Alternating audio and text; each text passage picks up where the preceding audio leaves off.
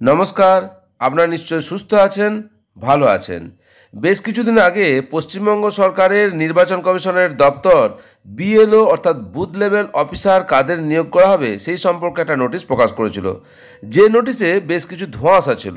কিন্তু আজকে অর্থাৎ 24/6/2025 তারিখে বিএলও নিয়ে সোজাসাপটা করিজেন্ডাম দেওয়া হলো।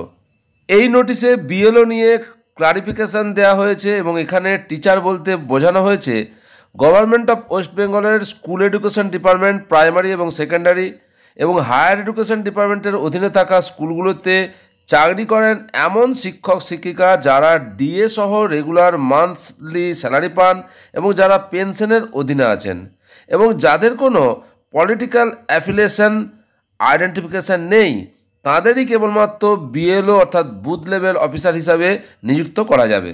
এতদিন রাজ্য সরকারের যে নির্বাচন কমিশনের দপ্তরের পক্ষ থেকে বিএলও নিয়োগ নিয়ে যে তথ্য ছিল তা ধোঁয়াশা ছিল, কিন্তু আজকের যে বিজ্ঞপ্তি প্রকাশ হয়েছে তাতে কিন্তু পরিষ্কার হয়ে গেল বিএলও নিয়োগ সম্পর্কে।